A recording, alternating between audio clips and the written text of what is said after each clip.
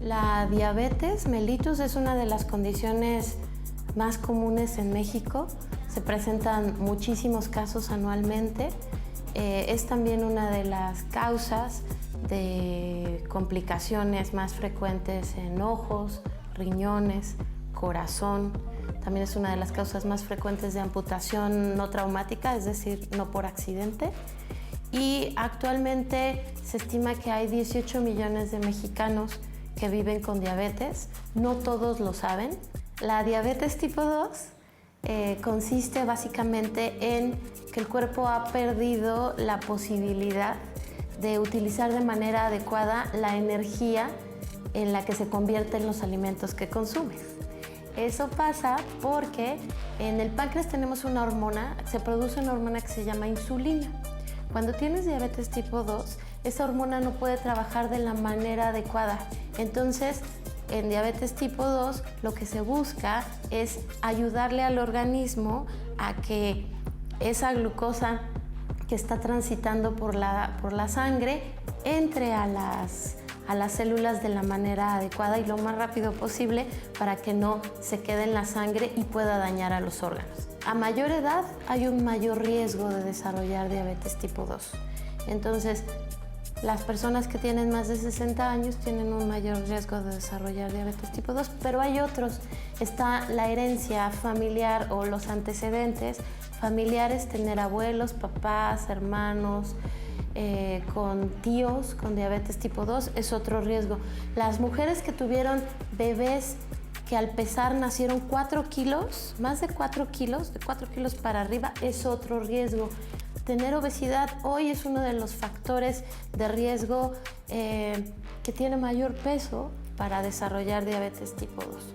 La glucosa o azúcar en sangre en ayunas no debería sobrepasar los 99 miligramos sobre decilitro. De 100 a 125 miligramos sobre decilitro hay un riesgo ya de que el cuerpo no está utilizando bien la energía en la que se convierten los alimentos. A partir de 126, eso puede indicar diabetes. Si tus resultados salen elevados, salen en más de 100 en ayunas, la recomendación es ir al médico, que te manden a hacer análisis de laboratorio y entonces sentarse con el médico a ver en dónde están los parámetros y ver qué es lo que vas a hacer. No hay que esperarse a tener arriba de 126, sino hay que atenderlo de inmediato, aun cuando los niveles no estén elevados. Bienvenidos a Diálogos en Confianza. Qué gusto estar con ustedes este lunes de salud en un tema que, como comentó Citlali en el promo anterior, o conoces a alguien o tú estás dentro de este rubro de enfermedad por un problema endocrinológico que es la diabetes mellitus. Pero hoy nos vamos a enfocar en ver cuáles son las complicaciones que, como acabamos de escuchar, la diabetes no deja títere con cabeza, afecta a todos lados. Pero ¿podemos evitarlos? ¿Podemos evitar estas complicaciones? ¿Podemos alejarlas lo más posible? Todo eso lo vamos a platicar el día de hoy aquí en Diálogos en Confianza. Quiero agradecer a nuestras intérpretes de lengua de señas. Está con nosotros Lía Vadillo y Magdalena Alejo. Muchísimas gracias. Y está conmigo Citlali, lista para hablar con todos ustedes. Mi Pepe, como siempre, un privilegio estar contigo esta mañana en este santuario del conocimiento que se llama Diálogos en Confianza, haciendo lo que más nos gusta, medicina preventiva, y acompañados y arropados con todo el cariño de la audiencia. Muchísimas gracias por darse esta cita un lunes saludable. Recuerden que pues yo tengo el privilegio de ser la voz que va a traer la suya a este foro con nuestros especialistas. Siempre les decimos esto porque es la verdad, son los mejores, el programa de salud con mayor objetividad de la televisión mexicana, en donde vamos a descubrir un mundo de oportunidades para las personas que viven con diabetes. Me sumo a las preguntas que hace Pepe esta mañana. ¿Será accesible tener una educación para vivir con esta enfermedad? ¿Será que podemos detener las cifras alarmantes que se hablan de las complicaciones de esta enfermedad? ¿Y será que necesitamos realmente un recurso extraordinario para vivir en plenitud? De esto y más Diálogos en Confianza. Vengan a platicar, que como siempre este es un programa hecho con mucho cariño para todos ustedes, y Pepe, pues yo estoy listísima. Perfecto, vamos a presentarles a los especialistas que nos acompañan el día de hoy. La doctora Claudia Aguilar Serralde, bienvenida, doctora. Muchas gracias. La doctora es médica internista, endocrinóloga con alta especialidad en enfermedades tiroideas, certificada por el Consejo Mexicano de Endocrinología. La doctora Sandra Aguilar Maciel, bienvenida, doctora. Gracias. La doctora también es endocrinóloga, ¿Endocrinólogo o endocrinóloga? ¿Cómo debemos de decir? Endocrinóloga. Endocrinóloga, perfecto. Aquí aprendemos todos los días. Encargada del servicio de endocrinología del Hospital Juárez. Le damos la bienvenida a la licenciada Mónica Hurtado González. Bienvenida. Gracias, bonito día. Nutrióloga, educadora en diabetes y gerente académica de la Federación Mexicana de Diabetes AC. Y le damos la bienvenida una vez más al doctor Juan Ramón Madrigal. Gracias por estar con nosotros. Gracias. El doctor es médico endocrinólogo con entrenamiento en el manejo de tecnologías en diabetes y especialista en el manejo integral de la obesidad. Doctores, ya escuchamos la cápsula inicial. ¿Qué opinan desde su punto de vista del impacto de la diabetes? No iba a decir nada más en México, pero no, en todo el mundo. Bueno, la diabetes es una enfermedad crónica que actualmente se reconoce como una pandemia porque es una enfermedad muy importante a nivel mundial y que económicamente, pues obviamente desgasta cualquier país. Es una enfermedad crónica que requiere de mucha atención y mucha intervención, incluso desde la prevención, para evitar que sigan aumentando los casos. El problema que tenemos es que las estimaciones que se han tenido de diabetes a través del tiempo han sido altas y altas. O sea, es una enfermedad que va aumentando, no se detiene. Por lo tanto, tenemos que intervenir en el tratamiento de los pacientes, incluso desde que son muy pequeños, porque mucho tiene que ver con el estilo de vida, como vamos a platicar. Entonces, enfermedad que es un problema mundial tremendo, en donde importa muchísimo la educación en salud. ¿Estamos de acuerdo? Y hay una pregunta más que les voy a echar con un poco de jiribilla. Ya habíamos escuchado antes que muchas personas que probablemente nos estén viendo tengan diabetes y no saben. Así es, desafortunadamente la diabetes es una enfermedad que muchas veces pasa sin síntomas en los pacientes y eso pues obviamente puede hacer que pase desapercibido, ¿no? Algunos otros sí llegan a tener síntomas, por ejemplo, cansancio, mucha sed, mucha hambre. Sin embargo, como decíamos, hay algunos otros que no van a tener molestias. Hasta eventualmente que presenten complicaciones. Así es. Pero aquí la tocada es detectar la diabetes a tiempo y aprender a manejarla a tiempo o inclusive desde antes tratar de prevenir de que aparezca la diabetes. Ahora, una pregunta, ¿a quién le recomendaríamos, oye, vete a checar? De hecho, se recomienda, hay factores de riesgo que hay que buscar, ¿no? La Asociación Americana de Diabetes o las diversas asociaciones internacionales recomiendan que a partir de los 35 años ya busquemos factores de riesgo como es sobrepeso, obesidad, si hay carga genética, es decir, familiares de primer grado como papás, abuelos, tíos que hayan tenido diabetes tipo 2, que es aparte de la diabetes tipo 1, que sabemos que se cuece aparte, ese es autoinmune. Tabaquismo, ¿no? La alimentación, una alimentación rica en carbohidratos, en azúcares, ¿no? Bebidas azucaradas, y el sedentarismo es otro factor de riesgo. Por ahí bien mencionaron en la cápsula también el haber nacido con un peso mayor al nacimiento, más de 3.6, 4 kilos al nacer, ya también es un factor de riesgo, o que tu mamá haya tenido diabetes gestacional durante el embarazo. ¿Qué es ¿no? diabetes gestacional para la gente que no sé? La diabetes gestacional es esta diabetes que aparece en el embarazo, ¿no? En la mujer embarazada durante la semana 24 a 28 es cuando se detecta. La mujer no tenía diabetes antes, pero la desarrolla durante el embarazo. Perfecto. Tenemos a una licenciada de nutrición aquí. La alimentación aquí es clave. Totalmente, Pepe, y bueno, pues yo creo que con todo el equipo que hoy acompaña en el programa, justo, ¿no? Yo creo que vale la pena comentarles a todos los que nos están escuchando y viendo que debemos de hacer esta diferencia, ¿no? El 90% de las personas que hoy viven con diabetes es diabetes tipo 2, como bien lo decía el doctor, diabetes tipo 1 se cuece aparte, pero hoy lo que tenemos más presente es diabetes tipo 2 en México. Por eso la importancia, la relevancia de poner atención en estos factores de riesgo, ¿no? Sedentarismo, estilo de vida, la alimentación. Hoy en México estamos, primero, no desayunamos, ¿no? Todos salimos de casa sin desayunar, corriendo, etcétera. Y lo primero que me como, claro, fuera del metro, ¿qué es? Pues huele rico, ¿no? Hay hidratos de carbono, carbohidratos, que si la quesadilla, que si los tacos, etcétera. Y ahí nos vamos, no hacemos ejercicio, no duermo bien. En México, desafortunadamente, dormimos menos de 6 horas en promedio. 5, 4 horas y media son lo que duerme la gente. Y el estrés también, en conjunto con el poco descanso, forman parte de estos factores de riesgo en los mexicanos. Ok, entonces tenemos factores de riesgo que ya se hablaron. No nos vamos a hablar de la fisiopatología, de cómo se desarrolla la diabetes, porque vamos a hablar de las complicaciones, pero ya tengo diabetes. Sí. El eje de mi tratamiento es tomarme los medicamentos que me den, pero ¿qué además tiene que hacer el paciente? Porque tristemente no es una enfermedad donde me tomo una pastilla y ya. Acaban de mencionar ahorita estilo de vida. En general, antes de meternos más a tema, ¿qué tiene que estar perfectamente consciente un individuo que tiene diabetes? Que el tratamiento de la diabetes involucra cambios en el estilo de vida. ¿Qué Desde quiere ahí, decir? mejorar la alimentación. La diabetes tipo 2, que es el 90% de las diabetes que tenemos en la población, básicamente se atribuye al estilo de vida que las personas pueden tener independientemente de su genética, porque pesan mucho los hábitos.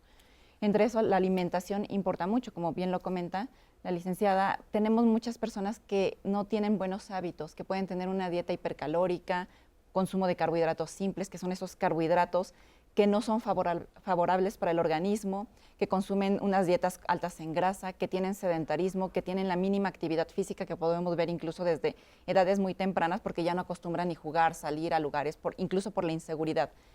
Otros hábitos como los del sueño también son importantes corregirles. A los pacientes les tenemos que dar indicaciones sobre alimentación, sobre ejercicio, porque también es un tema muy individualizado, sobre todo porque el ejercicio no aplica de la misma forma para todas las personas. Sobre cómo dormir bien, porque no solamente es dormir 8 horas, es dormir bien, y además los tratamientos farmacológicos. Los tratamientos farmacológicos los tenemos que elegir de forma individualizada. Por ejemplo, hay fármacos que nos van a beneficiar más en algunos pacientes para disminuir peso, en otros que van a favorecer riesgos, sobre todo los riesgos cardiovasculares, renales, que también tenemos que tratar en los pacientes, y tenemos que elegir aquellos fármacos que sean mejor para cada paciente. Entonces, no es una receta de cocina para todo el mundo. No. Hay que visitar a un educador en diabetes, además de lo que te dé el médico, y seguir las instrucciones. En marzo vamos a hablar un programa entero del sueño, de la importancia del sueño, pero tenemos un testimonio. Vamos a escuchar qué es vivir con diabetes y ahorita regresamos con ustedes. Aquí lo tienen. A mí me diagnostican en junio del 2006. La verdad es que en un estado bastante caótico. Yo llego a una clínica del Seguro Social con más de 600 de azúcar, en un estado de cetoacidosis diabética. De hecho, pues cuando me reciben ahí en la clínica de urgencias, inmediatamente ingreso a terapia intensiva. Estaba yo con un infarto en progreso, ¿no? Yo viví mi duelo, ¿no? Lo que se conoce como un duelo cuando pues, te diagnostican una enfermedad como esta. Pues en esos 4 días de terapia intensiva, ¿no? Donde pues con el apoyo de doctores, las enfermeras, desde luego, todavía 4 días más en medicina interna para tratar de estabilizarme. Pues ahí entendí que, como me lo dijo el doctor que me atendió en terapia intensiva, ¿no? Dice, mira, lo que tienes no es gripa, ya no se te va a quitar, no hay cura al momento, pero si te cuidas, el control es tuyo y te va a ir bien. Y el doctor fue muy claro y me dijo, si tú caminas 30 minutos diarios, con eso es más que suficiente como actividad física para que regules tus niveles. Y así empecé a hacerlo, pero evidentemente alguien que ha hecho ejercicio toda su vida pues necesita algo más intenso, algo donde te sientas competitivo. Y aprendí a correr, de tal manera que pues ahora soy maratonista, ¿no? Entonces ahora corro maratones, llevo 12 maratones desde que me diagnosticaron a la fecha, más de 40 medios maratones, muchas carreras de 10 kilómetros, de 5 kilómetros, hago carreras de montaña, te puedo decir que he hecho lo que se conoce como tower running, ¿no? o correr dentro de un edificio, es decir, subir por las escaleras de un edificio. La Torre Latino la subo en 6 minutos, ¿no? El World Trade Center en 7 minutos, ¿no? Hablando desde la planta baja hasta el piso 40 y tantos, ¿no? Obviamente hay que saber combinar el entrenamiento con el descanso, muy importante, pero desde luego pues aprender a comer, ¿no? Y creo que ese también es uno de los hits, porque bueno, no, como bien dicen, esta es frase de nutriólogo, no hay alimentos prohibidos, sino cantidades permitidas. Entonces tenemos que aprender a comer, y eso creo que es algo que cada quien tenemos que darnos esa oportunidad de aprender a comer en la justa medida. Es muy fácil, ¿no? O sea, se vuelve un hábito. El monitoreo es la base, tener la actividad física, la que sea. No tienes que volverte maratonista como tu servidor, ¿no? Tampoco tienes que ser de alto rendimiento, ni mucho menos, con que te muevas. Y 30 minutos de caminata continua son suficientes para mantenerte en control. Entonces, cuando empiezas a conjuntar esta serie de factores y ves que realmente tu vida tiene la calidad que tú quieres, pues evidentemente tú mismo estás creando una sinergia y haces que tu mentalidad pues, se vuelva una mentalidad positiva. Ni siquiera piensas en las complicaciones de la enfermedad. Sé que sí es un sacrificio, no es fácil vivir con diabetes, es una chamba de todos los días, porque no es que un día esté enfermo y al otro no. No, la diabetes es de todos los días. Pero si haces tu trabajo cotidiano de manera habitual, no vas a tener ningún problema y te garantizo que vas a tener la mejor de tus vidas.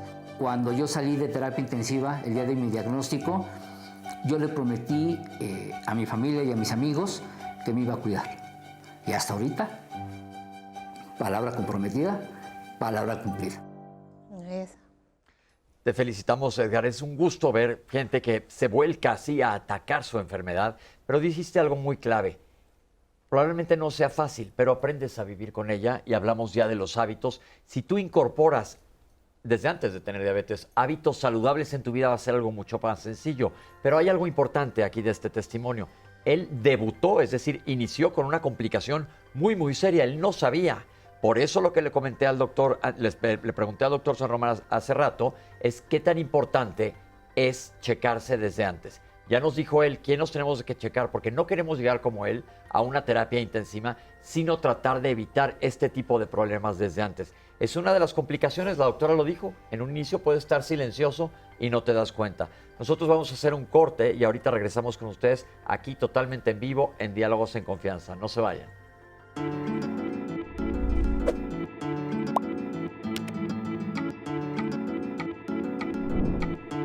Si se tienen factores de riesgo para desarrollar diabetes, todos los adultos nos debemos medir los niveles de glucosa al menos una vez cada 3 años. Estas pruebas son sencillas, poco dolorosas y gratuitas en las clínicas del sector salud. Instituto Nacional de Salud Pública. Ahora sí vamos a comenzar a platicar de las complicaciones de diabetes. Ya sabemos lo que es la enfermedad y ya sabemos lo que tenemos que hacer. Acercarnos a nuestros médicos. Una pregunta antes de ir a la cápsula, doctores. ¿Qué tan preparados están los médicos generales para manejo de diabetes? Porque pues es un tsunami de pacientes con diabetes. Pues en teoría los médicos generales tienen el entrenamiento para identificarlo de manera inicial, saber diagnosticar a los pacientes y obviamente pues dar el tratamiento inicial. Una vez que pues ellos consideran que los pacientes empiezan con complicaciones o alguna condición por la cual ellos no logran controlarlo, hacen la referencia hacia los especialistas. Ok, y la cosa es, y el programa de hoy es para tratar de evitar estas complicaciones. Vamos a ver esta cápsula que nos explican sobre ellas. Hay complicaciones agudas y crónicas. Vamos a ver qué hay. Las complicaciones agudas de la diabetes son 3. Una que se llama cetoacidosis diabética, es decir, donde los cuerpos cetónicos son sustancias tóxicas para el organismo, aumentan y llevan a una persona al coma. El otro es el aumento de los niveles de azúcar, se llama coma hiperglucémico. Y el tercero es lo contrario, disminución de los niveles de azúcar a menos de 53 y se llama coma hipoglucémico, que tiene un riesgo muy importante porque lesiona las células del cerebro. La pauta es tener buenos controles de glucosa para evitar las complicaciones. Algo muy interesante que hemos visto es que estamos llegando muy tarde al diagnóstico de la diabetes tipo 2. Comentarles que cuando tenemos el diagnóstico realmente ya hay alteraciones en el metabolismo de la glucosa. Entonces, un mal control es lo que está favoreciendo todas estas complicaciones de estas personas. Entonces, complicaciones agudas. Hay que tenerle miedo a la hipoglicemia como a la hiperglicemia. ¿Qué tan frecuente o cuál de ellas es más frecuente? Porque sabemos que existen diferentes tipos de diabetes. Así es. Bueno, la hiperglucemia es más frecuente que la hipoglucemia porque la hipoglucemia va a depender del tratamiento farmacológico de los pacientes. Muchos pacientes pueden tener tratamientos farmacológicos vía oral y muchos de esos tienen propiedades para no bajar la glucosa hasta esos niveles peligrosos. Sin embargo, hay otros tratamientos farmacológicos orales que sí tendrían ese potencial e influye mucho el comer del paciente, la actividad física para aumentar el factor de riesgo. En cambio, los pacientes que pueden tener hiperglucemia, como es tan asintomática al inicio, entonces pueden estar con niveles altos, tolerarlos, por eso muchas veces llegan con nosotros pacientes con 300, con 400 y dicen que no tenían ningún síntoma. Entonces es más tolerada, es más común, es menos grave, o sea, la instalación de la complicación, o sea, me refiero al tiempo de evolución, requiere más tiempo para poner a un paciente en una situación crítica como urgencias. Como lo que vimos en la cápsula. Exactamente. Sí. En cambio, hipoglucemia es un evento que ocurre rapidísimo. En cuestión de segundos, de minutos, un paciente se puede desmayar, puede convulsionar, puede necesitar asistencia de otras personas como familiares o incluso llegar a un servicio de urgencias a veces hasta con secuelas. Ok, cetoacidosis. Porque ahora está de moda la dieta cetogénica. ¿Tiene algo que ver con esto que son cuerpos cetónicos? No, yo creo que aquí me gustaría cederle la palabra al médico, porque hay que hacer esta diferencia entre una cetoacidosis diabética y una dieta cetónica. Entonces, adelante, Doc, y ahorita yo voy. Una cetoacidosis diabética por lo regular se da cuando la persona no está produciendo insulina, ¿no? Como bien lo mencionaron, la insulina es esta hormona que actúa como una llave para que la glucosa entre a las células, ¿no? Entonces, ¿qué es lo que pasa? Al no haber esta hormona, al no haber insulina, el cuerpo empieza de manera desesperada a consumir sus reservas, ¿no? De glucógeno, de energía, ¿no? Que está en el hígado, en el músculo. Entonces, como no hay insulina, el cuerpo empieza a producir cetonas, ¿no? O energía. Las trata de utilizar. No es que sean malas las cetonas o los cuerpos cetónicos, sino que el cuerpo lo trata de utilizar como energía para órganos vitales como el cerebro, el riñón, pero llega un momento que son tantas las cetonas que esto hace que la sangre se haga ácida. Entonces, por eso se llama cetoacidosis. Entonces, este exceso de cetonas es lo que llega al paciente al hospital y que requiera, no todas las veces terapia intensiva, pero sí hospitalización, y necesitan insulina para bajar estas cetonas. Es más común en la diabetes tipo 1, como sabemos es autoinmune, la persona deja de producir insulina, ¿no? Y es menos frecuente en tipo 2, porque en estadios ya muy avanzados donde la persona no produce insulina pudiera presentarlo, pero es más común en tipo 2 el estado hiperglucémico, ¿no? O el coma diabético por glucosa muy alto, que es más raro. Ok, y como vemos, esto se puede presentar súbitamente, como el testimonio que vimos. Ahora sí, porque está muy de moda y entonces hay que aclarar las cosas. Está muy de moda justo este tipo de dietas, ¿no? Que las personas que quieren bajar de peso de manera muy rápida se van, ¿no? Buscan en internet, buscan en este tipo de doctores rápidos, y entonces esta dieta está basada en comer menor cantidad de carbohidratos, ¿no? O hidratos de carbono, muy poquitos, y le dan mayor importancia a las proteínas y a las grasas, que como bien decía el doctor, hay una relación en esto. Tú quitas hidratos de carbono, esta energía, que es la principal fuente de energía para todos, y empezamos a utilizar de las reservas que tenemos, ¿no? La grasita que está guardada por ahí del cuerpo, el propio músculo. Y entonces en esta dieta la gente baja muy rápido, pero baja rápido porque se lleva toda esta reserva de grasa y de músculo. Eso es lo grave, que te estás llevando tu músculo y que lo mismo sucede, ¿no? Tú estás produciendo cetonas, ¿no? Yo siempre les digo, esto que utilizamos para las uñas es lo que tú estás produciendo similar en el cuerpo, y obviamente llega al cerebro, puede haber igual desmayo, convulsión, cuando no se lleva de manera correcta. Esta dieta es utilizada en algunos hospitales cuando queremos disminuir rápidamente de peso al paciente, pero tiene que ser indicada por un profesional de la salud y con un tiempo determinado. No la podemos consumir nada más así porque yo quiero, ¿no? Y me quisiera regresar al tema de los médicos familiares, ¿no? Si están bien preparados. Hay una encuesta de la Federación Internacional de Diabetes que se hizo en varios países a las personas que viven con diabetes, y dijeron, más del 60% de esta población dijo, a mí me hubiera gustado saber más sobre las complicaciones por parte de mi profesional de la salud. Es muy grave esto, escucharlo, y además a mí me lastima porque dices, el mejor lugar que tú tienes para educar en diabetes es el consultorio. Entendemos perfecto que aquí en México 15 minutos no te sirven para mucho, ¿no? Sin embargo, si hacemos una planeación de hoy hablarle al paciente de, oye, es importante que tomes tus medicamentos, funcionan de esta manera, pero el siguiente mes te hablo de la alimentación y el siguiente mes te hablo de la importancia del monitoreo. Entonces, creo que ahí es conforme el médico general, el médico familiar, tiene que aprovechar este tiempo. Entonces, por eso tan importante la educación en diabetes, que seguro vamos a hablar un poquito más adelante, de estos 7 comportamientos que los pacientes o las personas que viven con diabetes los adoptan muy bien y que son personas que se quieren documentar por la gravedad que sucede en estas encuestas, ¿no?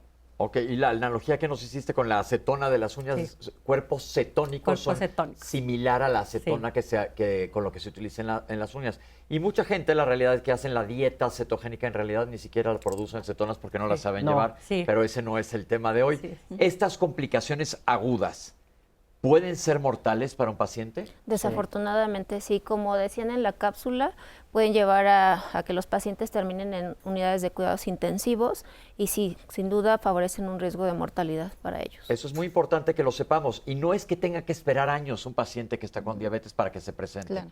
Puede ser relativamente agudo, como vimos en el testimonio de Edgar. No solo eso, él además se presentó con un infarto agudo del miocardio, una complicación probablemente tardía. Entonces dices, ¿qué fue primero? Por eso hay que detectar a tiempo las enfermedades. Citlali, ¿ya tenemos algún comentario? Pues tenemos a la gente muy interesada en este tema y hacen reflexiones absolutamente interesantes en torno al tema de esta mañana. Miren, también saludamos a todas las personas que están conectadas en nuestras diferentes plataformas, a la gente que nos está enviando saludos desde todo el interior de la República Mexicana, por supuesto. Y tengo el comentario aquí de Jorge Alberto Neira, que él nos dice, bueno, ¿por qué no hay voluntad gubernamental ni social para erradicar esta enfermedad tan lamentable para la mayoría de la población? Los malos hábitos de vida proliferan y no se combaten como una prioridad. Se tolera la producción y consumo de alimentos que no son sanos y una absoluta permisividad para tolerar personas que viven con diabetes. Es una reflexión interesante para esta mañana. Yo creo que lo que es muy importante retomar de esta reflexión es que sí, la Secretaría de Salud y nosotros, por ejemplo, estamos haciendo esto. Hay miles de educadores en diabetes que lo que queremos es difundir la información que se tenga, pero gran parte del éxito del control de esta enfermedad depende del paciente. Eso es importantísimo. Totalmente de acuerdo. Y si me permites, Pepe, Claro. creo que también vamos avanzando en este sentido de etiquetar los alimentos, de poder tener una conciencia diferente que al final se traduce en avance, que si la gente quiere, por ejemplo, aquí tenemos a una persona de la audiencia que nos dice, pues muchas gracias por la información que nos dan. Marcos Mollado Estrada dice esto, pero bueno, la información está. Aquí el tema es gracias a ti porque la recibes. Eso es algo que tenemos que estar mencionando. Ana Karina Valadez, por su parte, nos dice, buenos días, ¿el resultado del análisis de una glucosa en sangre es suficiente para hacer el diagnóstico de diabetes? ¿A partir de qué medida uno puede saber que tiene diabetes? Y luego también pregunta sobre la llamada resistencia a la insulina. ¿Siempre va a terminar en diabetes? ¿Cuál es la fórmula para que nosotros podamos detectar esta condición? Y se pregunta si la ingesta de metformina ayuda en todos los casos, cuáles sí, cuáles no. Y la preocupación de Ana Karina, pues la voy a resumir con muchas personas de la audiencia que dicen, bueno, ya vimos que esto es un problema, no lo queremos tener. ¿Cuáles son las estrategias? Para realizar el diagnóstico de diabetes tenemos la glucosa de ayuno, que esta tiene que estar mayor a 126 miligramos sobre decilitro y se recomienda que se haga determinación en 2 diferentes momentos. Otro estudio que se tiene es la hemoglobina glicada, que nos habla de cómo ha estado la glucosa en los últimos 3 meses y esta tiene que estar mayor a 6.5%. Hay una prueba también que se denomina curva de tolerancia oral a la glucosa, en la cual se le administra a los pacientes 75 gramos de azúcar y se le realiza una nueva determinación a las 2 horas para ver cómo se comporta esa glucosa. Cuando se encuentra mayor a 200 también podemos hacer el diagnóstico, o en pacientes en los que ya sabemos que tienen los síntomas, decíamos hace un momento, ¿no? Mucha sed, mucha hambre, ir al baño a cada ratito, la pérdida de peso, mucho cansancio, cambios en la cicatrización, que tienen estos síntomas clásicos de diabetes más una glucosa al azar mayor a 200, podemos decir que el paciente ya tiene diabetes. ¿Y resistencia a la insulina qué implica? La resistencia a la insulina es una dificultad que tiene el cuerpo para utilizar la insulina. Las células se bloquean, por decirlo así, y la insulina no es capaz de abrirse o abrir sus transportadores para ingresar la glucosa y transformarla en energía. Eso es resistencia a la insulina. El cuerpo tiene esa dificultad para procesar los carbohidratos que se consumen. Por lo tanto, eso es un factor de riesgo para múltiples enfermedades, incluso no solamente para diabetes, y eso es muy importante que lo sepa la población, porque puede causar diabetes, claro, hipertensión, riesgo cardiovascular, se relaciona con el hígado graso, por lo tanto, va más allá de solamente una enfermedad. Y la resistencia a la insulina, bueno, está muy relacionada con esa evolución a diabetes si no se interviene a tiempo. Cuando tienen resistencia a la insulina es el momento ideal para corregir los hábitos, para corregir todo lo que platicamos y que ese proceso se detenga. Si no, empezamos con evolución de niveles altos de glucosa, con prediabetes, con diabetes o las complicaciones. O sea, que no es lo mismo tener resistencia a la insulina que tener prediabetes. Otra pregunta de la No audiencia. es lo mismo. Bueno, sí. No es lo mismo. O sea, una persona en fases iniciales puede cursar con resistencia a la insulina, que también ahorita hay un sobrediagnóstico, ¿no? Como que se puso muy de moda que todos tienen resistencia a la insulina. Está bien detectarla, en muchas ocasiones las personas no la tienen, pero justo este mal funcionamiento, esta llave, como bien les mencioné, no funciona bien. Y esto ya es una alerta de que la persona puede cursar a prediabetes y luego a diabetes. O sea, a veces ya con tener los signos que conocemos, que es la acantosis, es decir, esta mancha en el cuello, en las axilas, las verruguitas, si hay obesidad importante, ¿no? Esta alimentación no saludable, esta falta de ejercicio, que esta persona a veces dice, híjole, es que ya tengo mucho sueño después de comer, a veces ya es un poquito una etapa de resistencia a la insulina, esta fatiga. Sí es importante hacer un tamizaje, ¿no? Una detección oportuna y obviamente podemos incidir con cambios en estilo de vida para controlarla, ¿no? ¿Y cómo te diagnostican la resistencia a la insulina? ¿Igual que como te diagnostican la diabetes? Generalmente, clínicamente, como bien les mencioné, cuando hay esta acantosis o esta pigmentación oscura en la piel, y hay pruebas de laboratorio que nosotros medimos insulina en ayunas, aunque a veces los ensayos de laboratorio pueden ser no muy específicos, y con la glucosa, y nosotros hacemos un cálculo que se llama el HOMA-IR, ¿no? El índice de HOMA. Si sale alterado de acuerdo a la población, entonces la persona tiene resistencia a la insulina. Muchísimas gracias. Doctor, Freddy Ordóñez les pregunta a su vez que no se le baja el azúcar, se baja y se sube, más o menos anda fluctuando de 120 a 180, toma los medicamentos, lleva alimentación, y la pregunta de Freddy, muchas gracias, también resume otras dudas de la audiencia, que por más que hacen estilo de vida, actividad física, simplemente la glucosa no se regula. ¿Por qué pasan estas cosas? Aquí, como bien mencionó la doctora, el tratamiento es personalizado, ¿no? Hay que ver qué está pasando, por qué no se controla, si el tratamiento que está llevando es el adecuado. Algo muy importante que también se relaciona a las complicaciones es la inercia terapéutica. O sea, es decir... ¿Qué quiere decir eso? La inercia es esta imposibilidad o el ser lentos para nutricionalmente o farmacológicamente hacer cambios en el paciente. Porque a veces el paciente dice, hago todo, ¿no? Pero a veces no es todo, a veces falta educación, o a veces falta agregar otro fármaco, o a veces falta, o el paciente ya requiere insulina, ¿no? Para estar mejor. Y a veces tardamos mucho tiempo para hacer esto y el paciente empieza a complicarse. Entonces, como médicos, como nutriólogos y educadores, necesitamos evitar esta inercia. De hecho, algo que me gustaría agregar en esa parte es que los primeros años desde el diagnóstico de diabetes son los más importantes para prevenir complicaciones. Okay. O sea, la diabetes, como bien lo dijo la doctora Sandra Aguilar, la diabetes no se siente, entonces los pacientes están asintomáticos, por eso muchas veces llegan y tengo 150, pero me siento bien. No, ahí ya empezaron las complicaciones. De hecho, está descrito que desde resistencia a la insulina, desde prediabetes, ya hay riesgo de complicaciones crónicas de la diabetes. Tengo que interrumpir, doctora, vamos a ir a un corte, ahorita regresamos con ustedes, no se vayan, estamos en vivo en Diálogos.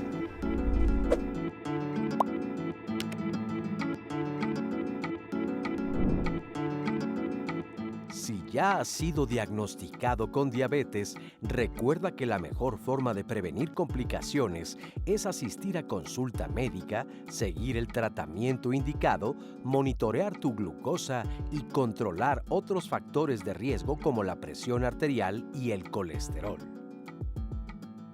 Instituto Nacional de Salud Pública. Estamos de regreso totalmente en vivo aquí en Diálogos en Confianza, platicando sobre las complicaciones de diabetes. Y usted no me dejará mentir, en casa una de las más preocupantes y que a menudo no sabemos cómo enfrentar es el famoso pie de las personas que viven con diabetes. Vean nuestro material y regresamos a conversar de ello. El pie diabético es una complicación de la diabetes mellitus, donde se presentan lesiones en el pie que pueden ser de tipo nervioso, que reciben el nombre de neuropatía diabética, donde estas cifras elevadas de glucosa han afectado las terminaciones nerviosas de este pie, dando alteraciones en la sensibilidad del paciente, en la percepción del dolor.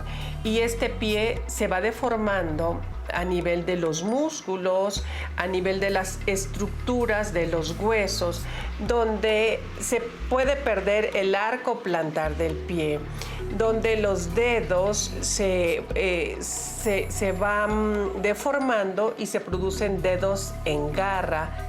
A nivel de la circulación, hemos observado que esas cifras elevadas de glucosa afectan el sistema circulatorio del paciente con diabetes, sobre todo de la rodilla hacia abajo, que en el interior de las arterias haya depósitos anormales de placas de colesterol.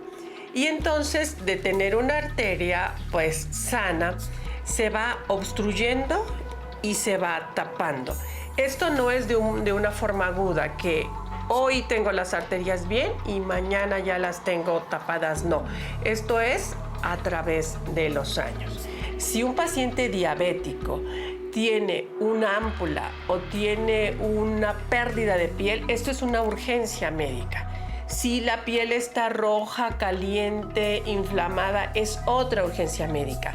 Entonces, mi recomendación: el paciente diabético tiene que ser revisado, tienen que valorar cómo está esa circulación. El paciente diabético siempre tiene que andar con calzado, incluso para bañarse debe usar guarache, chancla, porque como es muy frecuente que la sensibilidad esté alterada, a veces pueden tener ahí una piedrita, un pedazo de cristal, un clavito, y como ya no siente, entonces siempre tenemos que revisar los pies del paciente diabético. El temido pie diabético, causa número 1 de amputaciones en el mundo. Lo que comentaste anteriormente de las cicatrices también tiene que ver con esto. Cuando tú tienes diabetes no cicatrizas de manera adecuada. ¿Qué puede hacer la gente además de checarse los pies? Nos dieron recomendaciones ahorita, hay calcetines especiales, el calzado debe ser cómodo, pero ¿qué le decimos a la gente? Habitualmente le damos indicaciones de cuidados de los pies, por ejemplo, revisar piel, temperatura, la coloración, ir con un podólogo de preferencia para que les arreglen las uñas, un podólogo que sepa tratar pacientes con diabetes, sobre todo para que no causen lesiones, porque me han tocado casos donde les quitan las uñas y eso es un peligro. Entonces, que los mismos pacientes diario revisen al menos una vez los pies. ¿Por qué? Porque pueden tener algún tipo de alteración en la sensibilidad y una simple piedrita en el zapato les puede causar una lesión que avanza, y muchas veces hay casos donde se detecta, pero porque ya tenían o el pie hinchado o incluso hasta mal olor. Entonces deben revisarlos diario. Y en la consulta nosotros revisamos los pies todas las consultas para también ver que no tengan lesiones. Esto es, sí, Perdón, doctora. me gustaría agregar también que cada vez que realicen el aseo, lavar bien entre los surcos de los dedos y que quede bien seco, porque eso también puede predisponer riesgo para infecciones por hongos. Y otra cosa que es muy frecuente, los pacientes a veces se dan cuenta de que tienen áreas de callosidad o áreas que están pues sí un poquito más endurecidas y tienden a utilizar las lijas o limas para pues modificar esa área, y eso no es correcto. Como bien comenta la doctora Claudia, mejor ir con un podólogo para que se dé tratamiento para esa situación. Y algo extra, la hidratación, ¿no? La hidratación es bien importante, y colocar crema todos los días. Y bueno, obviamente pues, la hidratación vía oral, ¿no? Para evitar que la piel esté seca. Esto es importante porque normalmente hemos hecho programas interesantes de dermatología. Vean el que hicimos de las uñas, en donde hablaron de el peligro de esto, de que te quiten las uñas. Hablamos con dermatólogas aquí expertas en uñas, dijeron que no se debe de hacer. En general, no se deben de quitar las uñas a nadie. Y lo que dice la doctora, nadie nos ponemos crema y si nos ponemos los pies, se nos olvidan siempre. Entonces, el cuidado del pie diabético se conjuntan muchas situaciones para favorecer de que se te vaya a hacer un problema. Hay alteración de la sensibilidad, alteración de la circulación, hay alteración de la misma temperatura, del sistema inmune que no te va a defender adecuadamente contra una infección que ocurra ahí, y la cicatrización no es adecuada. Es una receta perfecta para un desastre.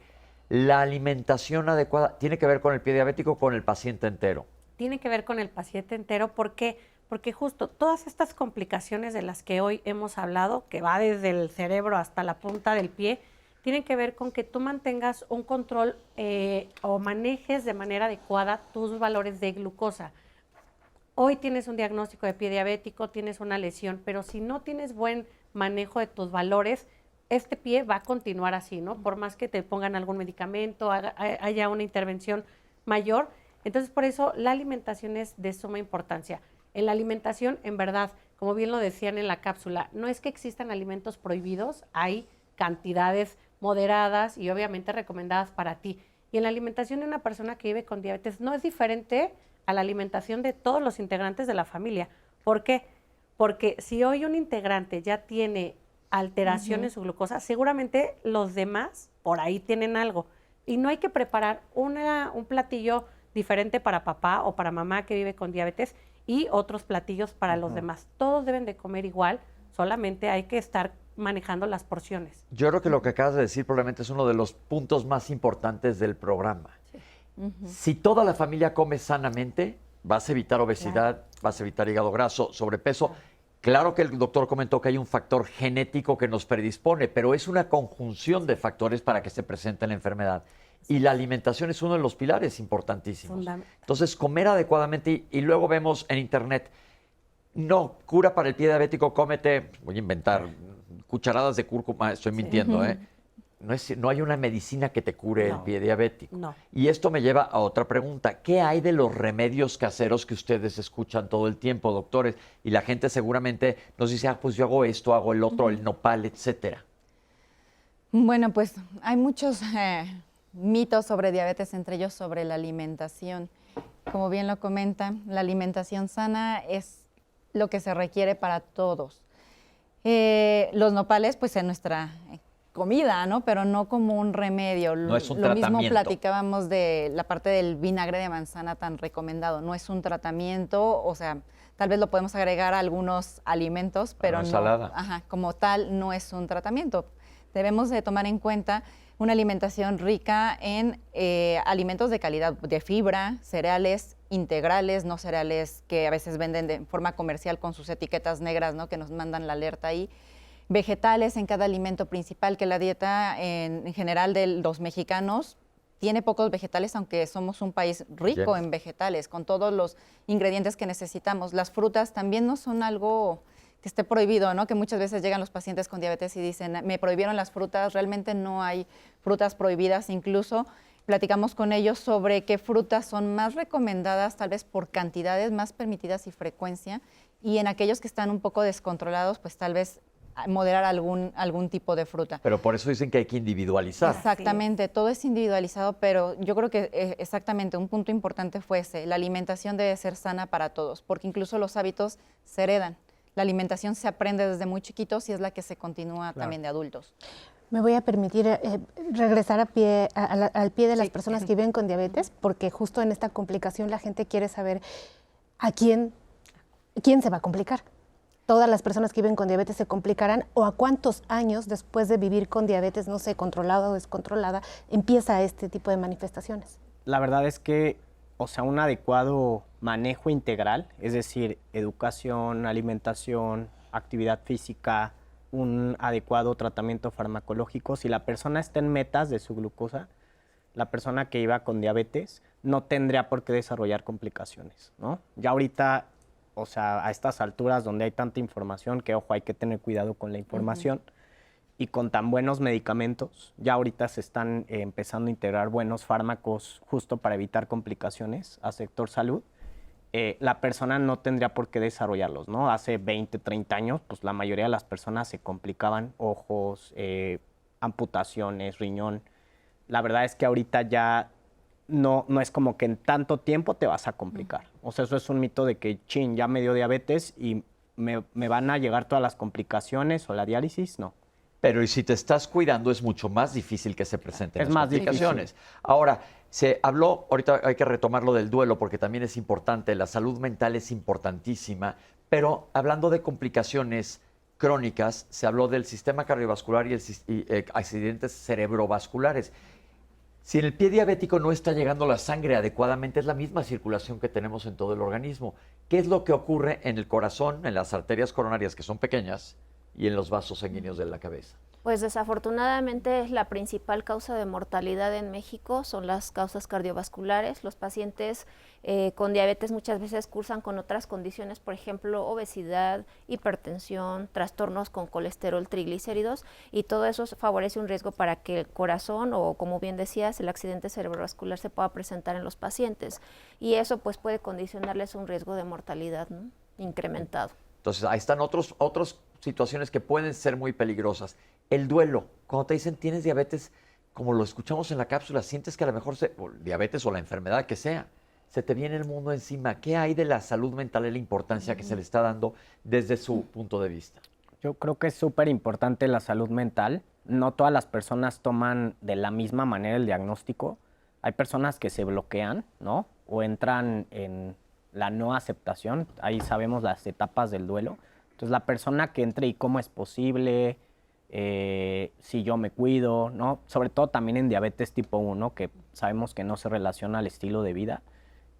La diabetes tipo 2, que sí es por carga genética, estilo de vida, pero a veces es como yo tan joven, como en mi familia nadie tiene diabetes, ¿por qué a mí me tocó? Entonces es una oportunidad para educar y sensibilizar a la persona y muchas veces referir al psicólogo, ¿no? Para apegarse al tratamiento, porque si la persona no tiene salud mental o no acepta o toma las riendas de la enfermedad, no va a tener apego ni a estilo de vida ni al tratamiento, ¿no?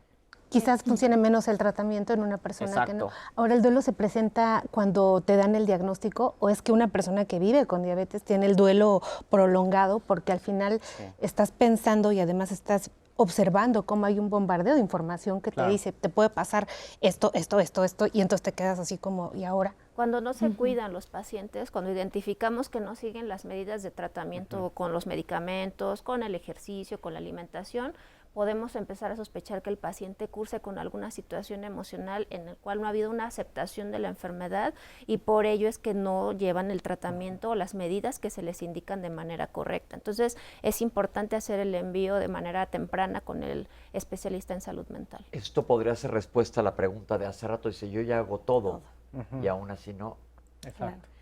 Aquí es importante que como profesionales de la salud, ya seamos médicos, nutriólogos, médico familiar o algún especialista, observemos y escuchemos a la persona que vive con diabetes, que hoy es este cambio de cómo estamos consultando. O sea, no solamente es, le fue bien, no necesita medicamento, no, es, a ver, o sea, tan solo con una pregunta de cómo te sientes, comiste bien, hubo buena integración en tu familia, hoy cómo vamos aceptando la condición, porque ahí el paciente se suelta, ¿no? Y entonces empieza a decir cosas que tú ya vas anotando y dices, ok, aquí hubo a lo mejor un enojo, a lo mejor hubo una pérdida física de algún familiar y eso también puede condicionar a que la persona estén elevando sus valores de glucosa. Entonces también yo invito a todos los médicos, que seguramente por ahí algunos nos estarán viendo, a que aprendamos a escuchar a la persona que vive con diabetes porque justo las emociones nos pueden llevar a que no tengamos un buen control a pesar de que tomas bien tus medicamentos, te aplicas bien la insulina,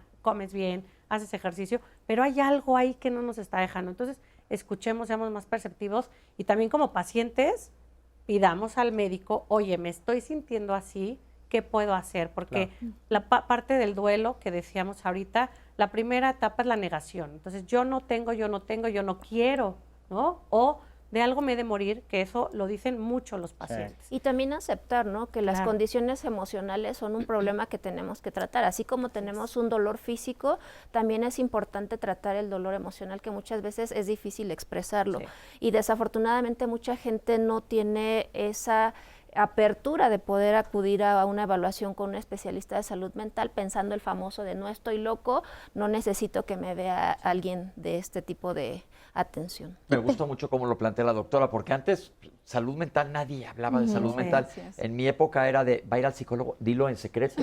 Y ahora vemos, como dice la doctora, si tienes una neumonía, tomas un antibiótico y un tratamiento para tus bronquios a que se mejoren. Claro. Si tienes un pie diabético, vas a ir a que te hagan tus curaciones, pero si tienes un dolor emocional, ¿por qué no tratarlo? Exactamente. Y justo yo me ponía a pensar ahora que resulta para todas las personas que quizás nos están viendo, no sé, yo me pongo en esos zapatos y digo, bueno, voy a buscar a un médico que me controle la diabetes, pero también el que me revise que no tenga complicaciones, pero el nutriólogo. Y de pronto y ahora estamos hablando de un terapeuta en salud mental, una persona que te ayude. Para una enfermedad que es tan prevalente en nuestro país y que pues además representa un gasto elevado para la persona que tiene que mantener su propia enfermedad, pues de pronto uno dice, pues como que lo que dicen ahí en Diálogos está medio inalcanzable. ¿Será que igual los médicos de primer contacto nos podemos estar formando para poder hacer frente a este importante problema de salud? De hecho, sí es algo muy importante. O sea, muchas veces tenemos que abarcar más áreas tal vez de las que tenemos como especialistas, pero sí nos tenemos que enfocar en cada uno de esos aspectos porque es una enfermedad que requiere de una atención multidisciplinaria. De ahí viene el que hay muchas clínicas de atención multidisciplinaria, sobre todo en las instituciones y algunas privadas, pero sí se requiere la atención de todo para tener un manejo integral y un manejo correcto y que evitemos las complicaciones. O sea, realmente sí. Yo creo que esto es muy importante y qué bueno que lo dice la doctora. Y sí, en casi todas las instituciones están los centros de manejo integral para el paciente que vive con diabetes, porque a lo mejor en un día haces todo lo que tienes que hacer y sobre todo la educación es clave y por eso cada vez hay más y es importante que los conozcamos nosotros los profesionales de salud, a la gente que se dedica a educar en diabetes. Hay por todos lados. Y si un paciente aprende a conocer su enfermedad y a llevarla con las riendas cortas, le va a ir mucho mejor. Vamos a un corte, ahorita regresamos con ustedes. No se vayan.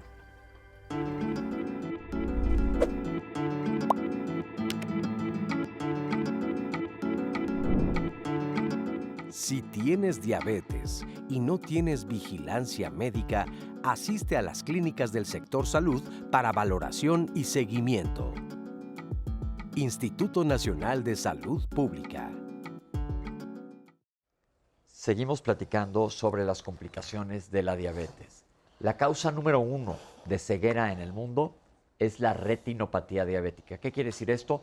Que se te afecte la retina, que es la retina, la capa que nos permite ver adentro del ojo por la diabetes. Vamos a ver qué es lo que ocurre y ahorita estamos con ustedes. La retinopatía diabética es la afectación de la circulación fina que tiene el ojo. Recordemos que el ojo es una cámara de fotografiar.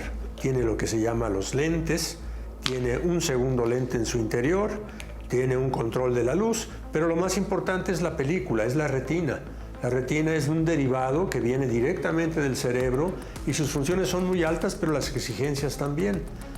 Lo que sucede es que si imaginamos que es una tubería, pues el desgaste de los vasos deja salir fluido de líquidos y por otro lado se va cerrando el contorno o el interior de cada vaso dando problemas de falta de oxigenación.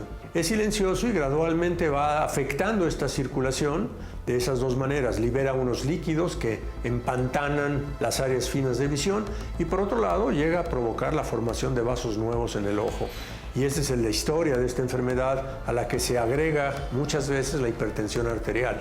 Se han tomado muchas decisiones, pero la más importante es una recomendación universal, es hacerse una revisión del estudio del fondo de ojo. Y esto debe ser en forma anual, una vez que hay diagnóstico de diabetes.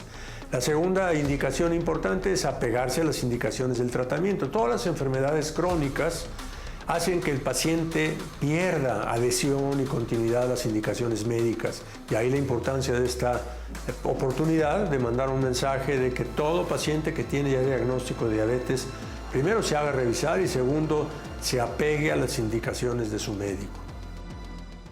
Doctores, entonces el problema circulatorio va también al ojo, como estamos viendo.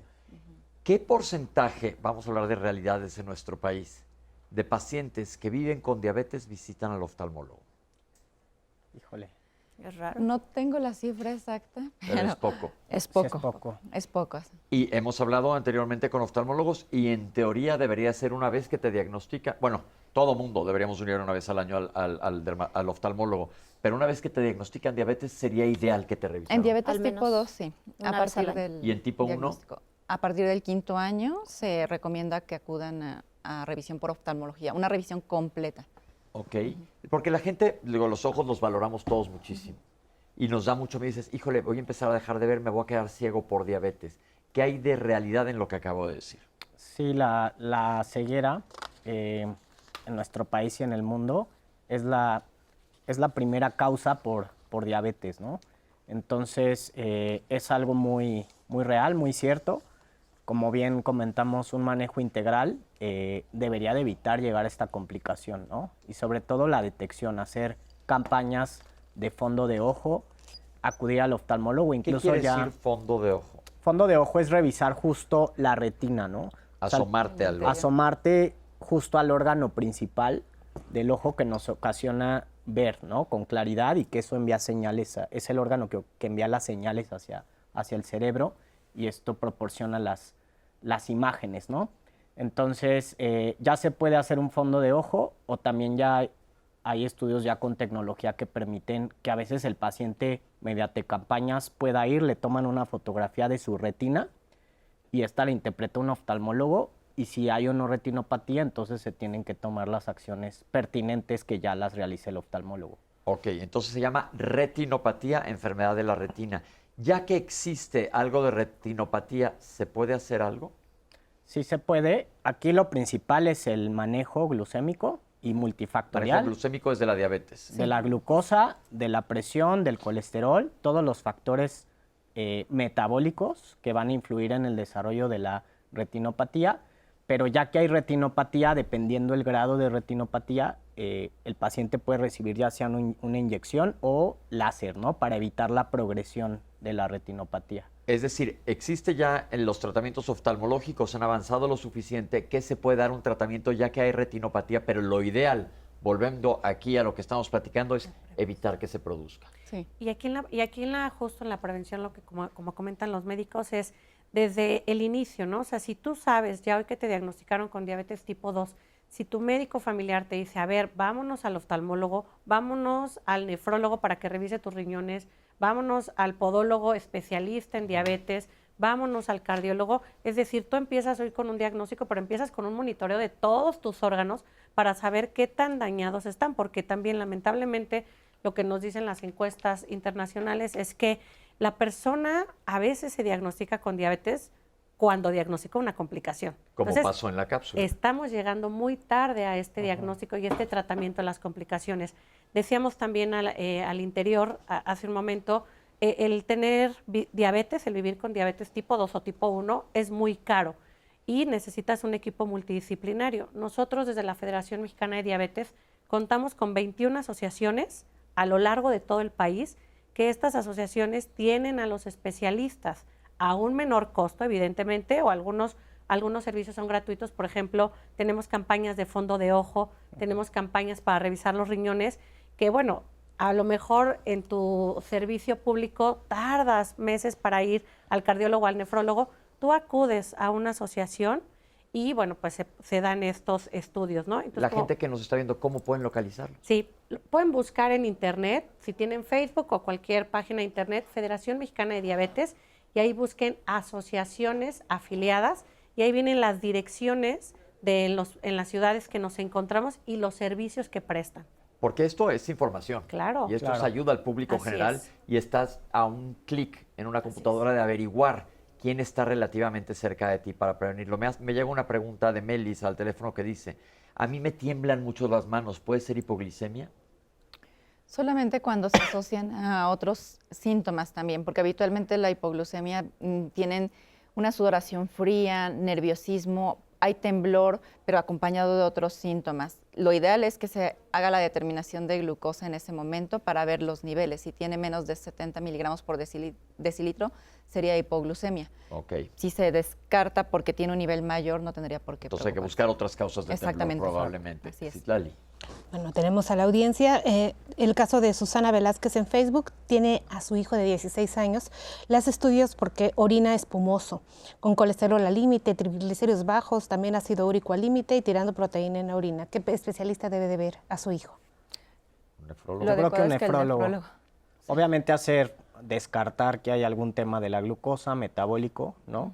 Con por su edad, pediatra o algún médico general de primer contacto.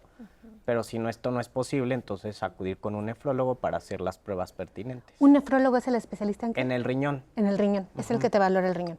Araceli Verona Piña, muchísimas gracias por la confianza, es fan destacada de Diálogo, siempre lo digo. Su esposo falleció por diabetes a los 29 años, sufrió un coma diabético y a consecuencia se infartó. Falleció. Bajó 20 kilos en menos de un mes, aún no le habían diagnosticado diabetes y está preocupada, pues bueno, aparte del dolor de su esposo, pregunta por los hijos o los nietos, si genéticamente ya están hechos para sufrir diabetes y pues ella particularmente está diagnosticada con prediabetes. Desafortunadamente sí, el hecho de que pues por la rama paterna exista ese antecedente de la enfermedad ya viene establecida y luego si ella también tiene cambios en la situación de sus niveles de glucosa, pues sí, la descendencia puede tener riesgo también de heredar la enfermedad, entonces sí es necesario que se estén revisando y obviamente pues a quién le va a hacer daño tener un estilo de vida saludable, ¿no? Entonces a ella, ahorita en este momento y para su familia sería ideal que acudan a alguna de las asociaciones que hemos hablado y apliquen todo lo que sea prevenible. Así es. Muchísimas gracias. También Rafael Bernal nos saluda, nos desea feliz inicio de semana saludable y también nos dice, bueno, a veces el problema de la alimentación es comer lo que hay. En el trabajo, el estrés, la falta de economía para alimentarse sano, hay muchos factores que influyen. Ese es un tema difícil porque es la realidad del país, o sea, tal vez de otros también, pero de nuestro país es una realidad. A veces viven muy lejos del trabajo o incluso por el mismo tráfico de la ciudad, se hacen mucho tiempo, llegan corriendo, tienen que comer. ¿Y qué encontramos en las tienditas, en los puestos? O sea, realmente no son alimentos muy saludables. E incluso los más saludables tienden a tener un costo algo más elevado en varios lugares. Lo más conveniente a veces es dar de estrategias, de tal vez llevar algún alimento al trabajo, darse el tiempo, porque invertir el tiempo en eso les va a ayudar mucho en salud y ahorrar incluso. A veces yo les recomiendo, bueno, llevan un estilo de vida muy aprisa, frutas, semillas, vegetales que habitualmente no los dan en alguna comida, ellos fácilmente los podrían poner en un topercito, llevarlo y acompañar a los alimentos que consuman en otro lugar. Pues, más económico. Exactamente. Hicimos un programa aquí que lo pueden buscar en nuestra aplicación 11 más de alimentación saludable que abarca esto y ese mito de que es muy caro comer sano lo desmitificaron aquí al aire, que no, es más, como dices, si tú inviertes en tu alimentación te va a salir mucho más barato y no solo en plan dinero, sino mucho más barato en plan salud también. Claro. Otra de las preocupaciones, siendo mujer, pues es que nadie te dice que vives con diabetes y cuando empieza la menopausia se va a poner la cosa más interesante todavía. Es el caso de Vivi Ramírez que nos dice, bueno, cuando esto empieza se te elevan los niveles hasta de azúcar y regularmente los doctores pues no están tan al pendiente de los síntomas. De hecho te espantan diciendo que ya tienes prediabetes o que se están agravando las situaciones. El comentario de Vivi y de otras mujeres que no sé si quieran comentar algo al respecto. Yo creo que justo como el detectar o el prevenir antes de llegar a la menopausia es muy importante. O sea, la educación para llegar a esta etapa es muy importante porque sí muchas mujeres llegan a la menopausia y con todos los síntomas que conllevan, ¿no? O al climaterio. Ya no sabes qué tienes. Y aumenta el riesgo metabólico, eso es un hecho. En la menopausia hay más riesgo de tener enfermedades metabólicas y es cuando muchas, además de la menopausia o del climaterio, de los síntomas, ya tienen alteraciones en la glucosa, ya hay mayor riesgo cardiovascular. Entonces sí es importante sensibilizar a la población y de que sí hay mayor riesgo de que también se puedan presentar esta condición. Pero una cosa importante aclarar, la menopausia o el climaterio no te causan diabetes, eso es bien importante. Lo hicimos también un programa aquí que vale la pena que lo vean sobre menopausia. Sí. La menopausia es una etapa normal que puede ir acompañada de síntomas, pero no es per se una enfermedad. Sí, es una transición que va a presentar toda mujer. Pero no per se quiere decir que te causa diabetes. No. Es un factor de riesgo, se puede presentar después, aumentan los riesgos metabólicos, pero no la ocasiona. Eso es importante. Muchísimas gracias. Miren qué contagioso está Diálogos en Confianza. Claudia Santamaría le diagnosticaron DM2 diabetes a los 22 años. Y nos dice, tuvo la bendición de conocer a Edgar, justo el testimonio del principio. Si no lo vieron, regrésenle a Diálogos en Confianza para que vean qué gran testimonio. Y entonces dice que le apoyó con amistad y empatía. ¿Cómo no se puede apoyar la diabetes con amistad y empatía? Dice que después de 20 años sigue aprendiendo y además comparte cómo cuidar. Miren, es la belleza nada más de esta mañana. También tenemos el comentario de José Barragán y dice que pues lo mejor es hacer una alimentación balanceada, buen ejercicio. E Hilda Ortega hace una reflexión sobre la baja escolaridad. Dice, bueno, pues hay una población con baja escolaridad, un bombardeo publicitario obesogénico. La información no es lo mismo que la educación del paciente, el cual debe de ser responsabilidad de todo un equipo de salud. Debe ser motivadora, progresiva y constante. ¿Qué tal el público de Diálogos? Muy informado, muy reflexivo. Muy informado. También, Muy informado, y quiero ahí como hacer esta intervención que bien dice este comentario, ¿no? La información no es lo mismo educación, y que por eso hemos trabajado tanto en querer que más profesionales de la salud sean educadores en diabetes, para tener esta interacción entre el consultante o el paciente y el profesional de la salud, porque es ahí a partir de donde se da la educación en diabetes, y que la pueden llevar a casa y que la pueden compartir justo, ¿no? O sea, de una manera empática. Y en el sector salud hay estos grupos de ayuda mutua también, que están enfocados en manejar estas condiciones crónicas, como puede ser diabetes, hipertensión, enfermedad cardiovascular, incluso también algunos tipos de cáncer. Entonces la población se une, comparten, incluso comparten recetas de pronto de hice una catsup pero sin hidratos de carbono, claro, ¿no? Entonces eso es bien importante, ¿no? Que la población se empiece a unir también y que compartan con su profesional de la salud. La población en México es muy unida y sobre todo ya nos dimos cuenta que es un problema muy grande y que no alcanzan los profesionales de la salud. Exacto. Pero los profesionales de la salud podemos ser todos, o sea, como mensajeros de salud, compartir qué recetas, y eso nos puede venir muy bien. Tenemos a Francisco Sosa. Estimado Francisco, tienes un caso particular, nos pone sus datos clínicos, tiene ayuda de glucosa en ayuna de 105, no tiene síntomas, nos comparte que pesa 63 kilos y mide 1,67. Dice que no, aparentemente tiene una buena alimentación, su caso es como más particular, pregunta qué puede hacer, si estos datos que él está viendo están diciendo que su índice glicémico está elevado, está bien o está mal. ¿Qué edad tiene, perdón? Tiene no nos puso qué edad tiene. Arriba de 60. No nos puso qué edad tiene, doctor. Solamente la glucosa de 105, peso de 167 y talla de 63. Yo creo que valdría la pena que se hiciera una evaluación correcta de no solamente una glucosa de ayuno, sino los estudios diagnósticos que se comentaron, además de ver factores de riesgo. Otro punto importante también, su peso y estatura simplemente nos hace pensar que no es alguien que tenga sobrepeso. Sin embargo, la composición corporal sería otro punto importante. ¿Qué quiere decir eso? Cuánto músculo, grasa, agua, hueso tiene en su cuerpo. Si tiene más componente de grasa que músculo, tendría un factor de riesgo. Además, al ser mexicanos ya tenemos un factor de riesgo, ¿no? Entonces, eso se tendría que evaluar, por eso regresamos, es muy individualizado para poderle dar las recomendaciones. Chuy Estrada vive con diabetes, toma metformina a diario, dice que ha visitado doctores, pero en lugar de enseñarle lo regañan. O sea, ahora tiene mucho dolor de rodillas, hace ejercicio, anda en bici y eso le ayuda mucho. Bueno, pues Chuy, aquí estamos, ojalá que ya los doctores ya no te regañen tanto.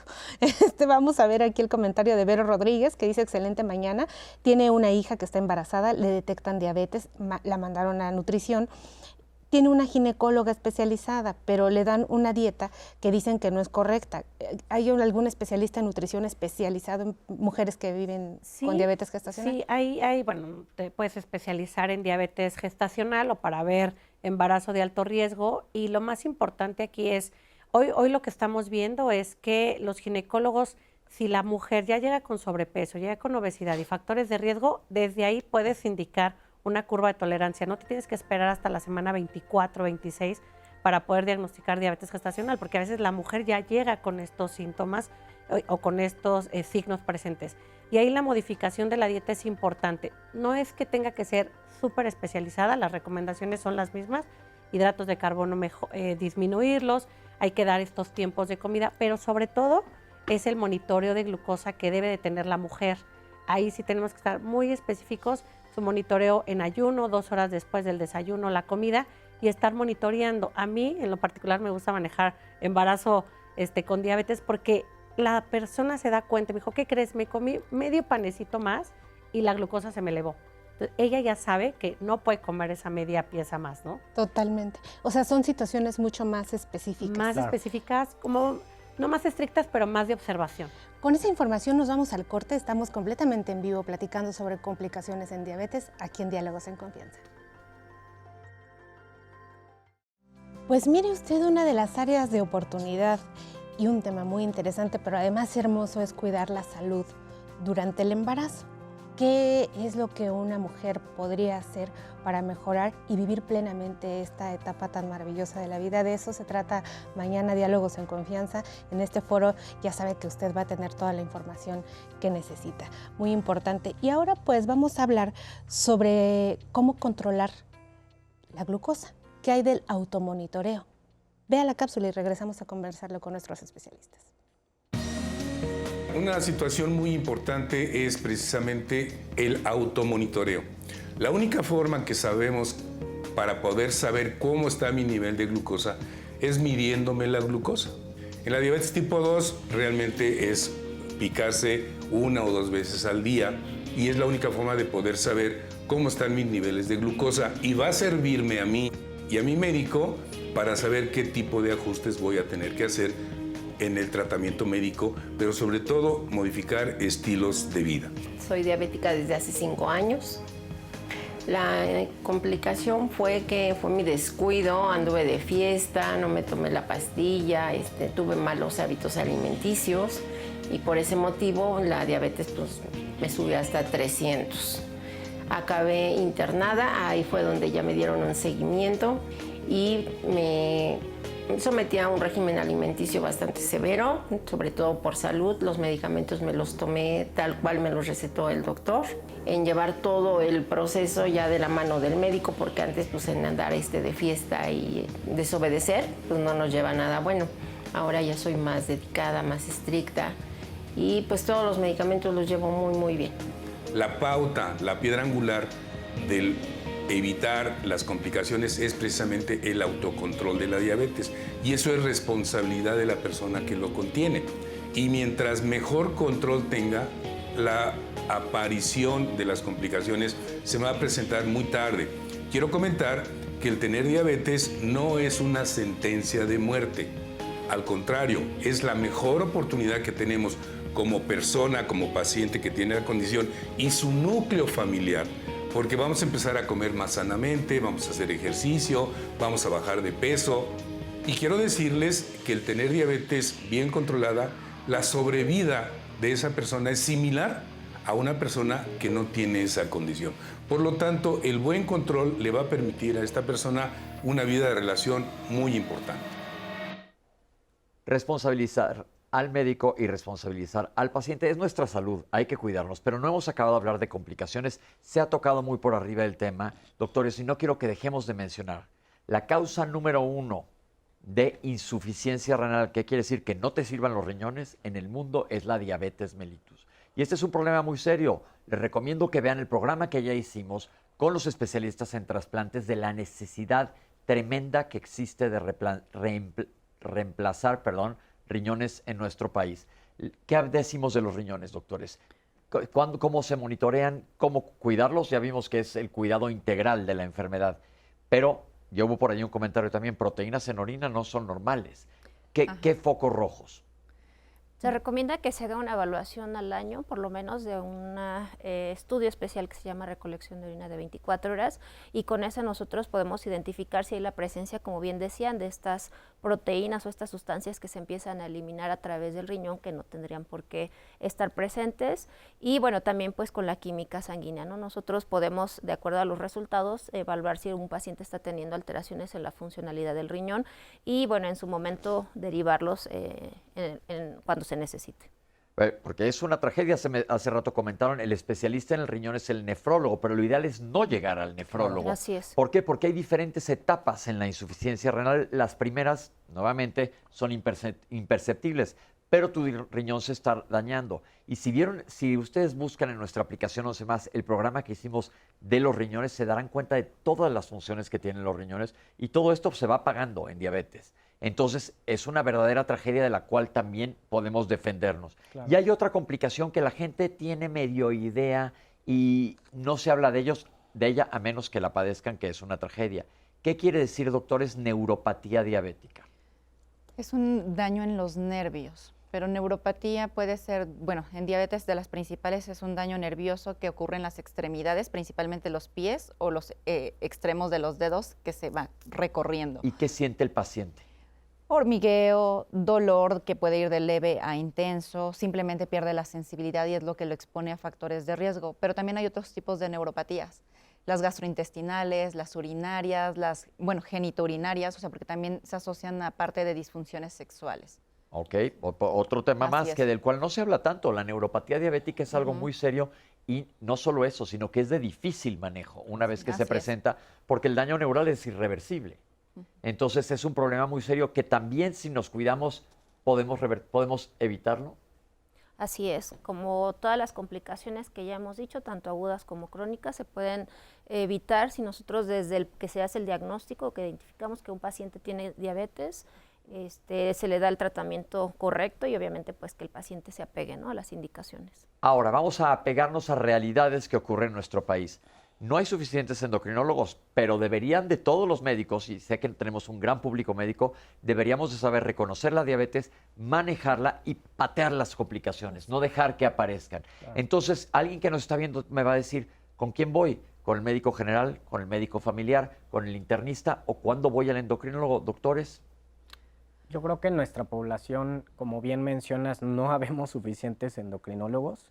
Entonces, el paciente puede ir con el profesional de la salud, el médico de primer contacto, médico familiar, para hacer una detección oportuna y de acuerdo al nivel que se encuentre del control de la diabetes, pues el médico de primer contacto puede estar capacitado para dar tratamiento inicial, pero si no es suficiente, pues referirlo oportunamente, ¿no? Y también con un equipo, por lo menos nutriólogo y educador en diabetes al inicio. Algo que me gustaría comentar también es que los pacientes deberían de conocer los niveles normales de glucosa. ¿Cuáles son, doctor?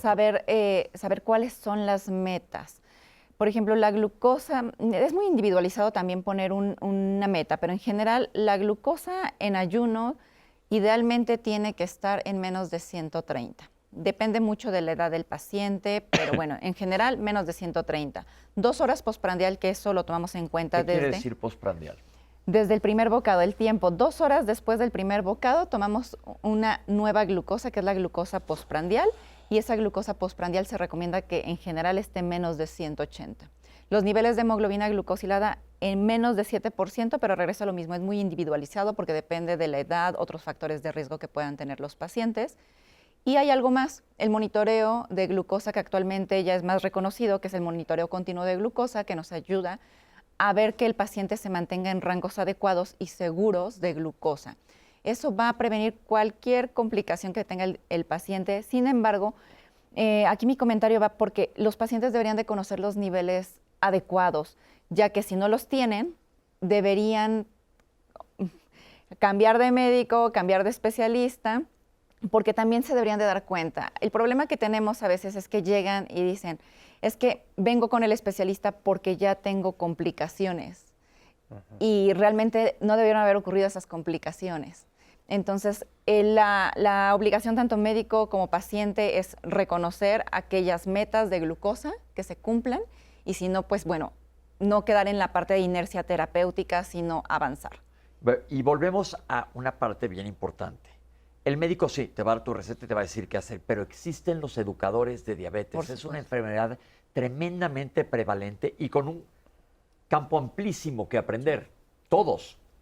Entonces, yo creo que también no debe ser nada más el paciente, sino la familia que se deba de enterar. ¿Qué tan accesible es esto? Porque alguien comentó, Moni, ¿cómo nos enteramos? Afortunadamente existe la Federación Mexicana de Diabetes. Sí, mira, yo creo que hoy día pues hay mucha información en las redes sociales. Nosotros desde nuestros canales Facebook, X, Instagram, YouTube, tenemos cursos que son gratuitos para todos ustedes para el paciente, para los profesionales de la salud, para los familiares y los cuidadores, que el cuidador muchas veces es un familiar, entonces este cuidador también requiere información especializada. Por ejemplo, hablábamos de las hipoglucemias, hiperglucemias, qué tener en el cajón, cómo saber cuando ya mi familiar está cursando por una complicación.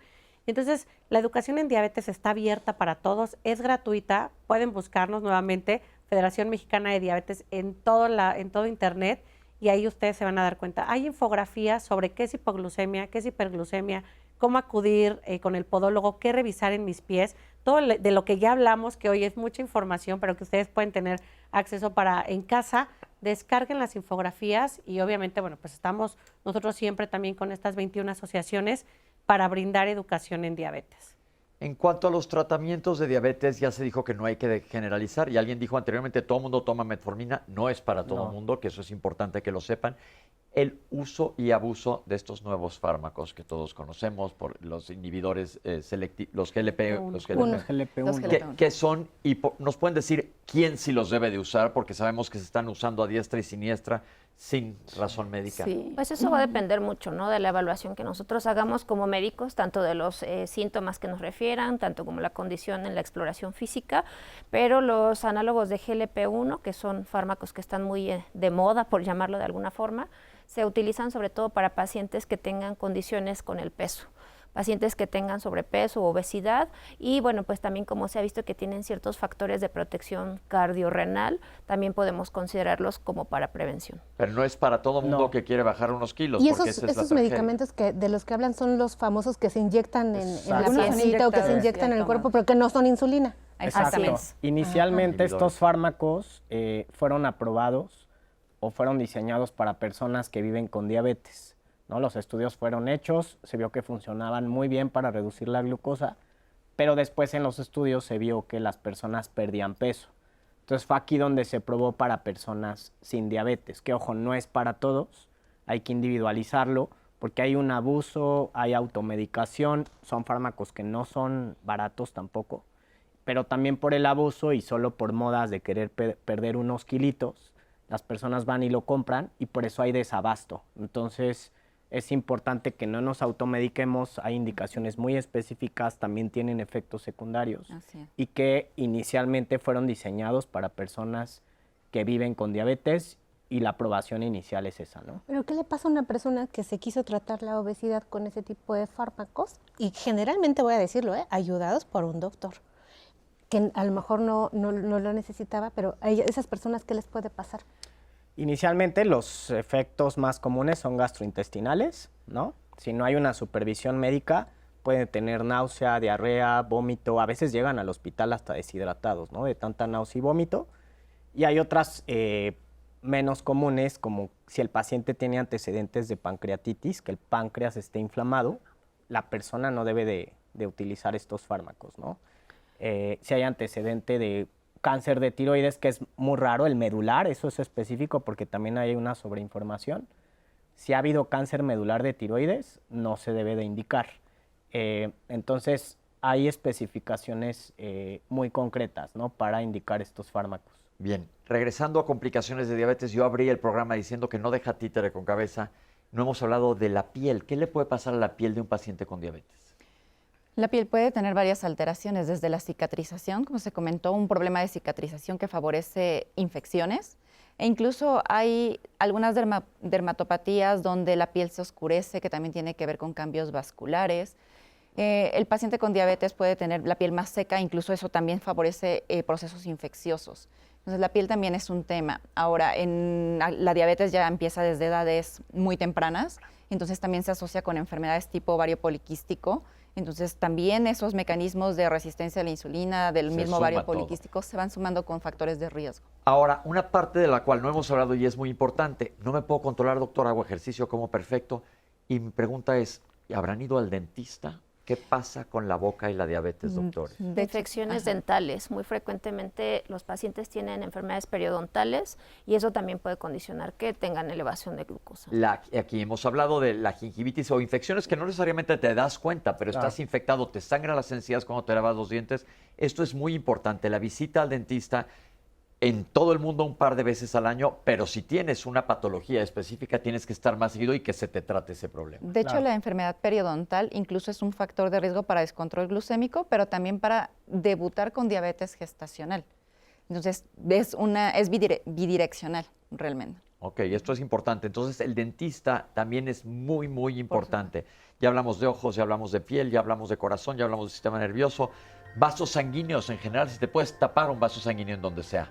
¿Problemas arteriales en general? Así es. Ok, que no sé si se me está... Ya hablamos de inclusive impotencia sexual, disfunción eréctil, ya hablamos de tubo digestivo, te da gastroparesia, se te deja de mover el intestino, ya hablamos de neuropatía, como decimos, de los pies a la cabeza, por todos lados. Y el oído, que no se nos olvide también que ha habido varios estudios últimamente donde nos dice que una persona, igual que no tiene un buen manejo de sus controles de glucosa, puede tener un acelere en la pérdida auditiva. Entonces de pronto dicen, es que no sé por qué no oigo, ¿cómo andan tus valores? ¿Cuándo fuiste ya también con el otorrino, no? Entonces ahí es importante checar. De hecho, el vértigo también es una de las alteraciones. Una de las complicaciones. Vamos a hacer un corte, perdón. Vamos a hacer un corte, ahorita regresamos. Todavía tenemos más cápsulas, no se vayan, estamos en vivo en Diálogos en Confianza. No, es un...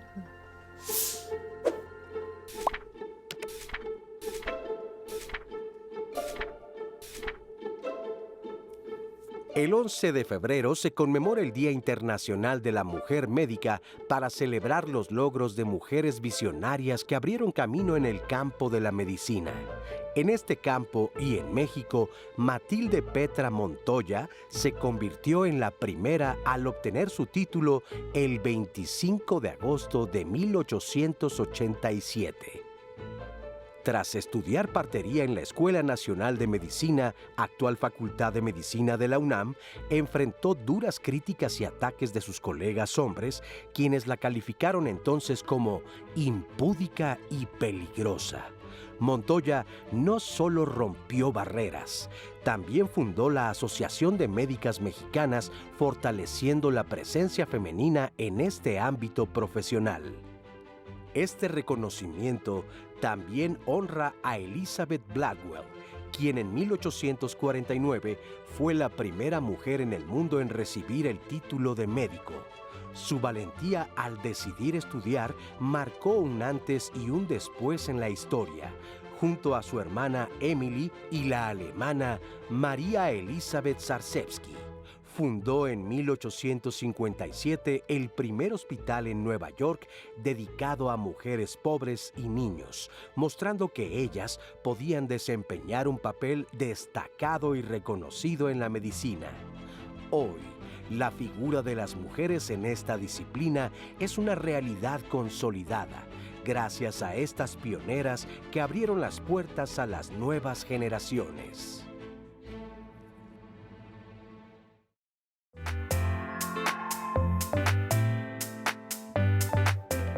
La diabetes es una enfermedad crónica que actualmente se reconoce como una pandemia porque es una enfermedad muy importante a nivel mundial y que económicamente pues obviamente desgasta a cualquier país.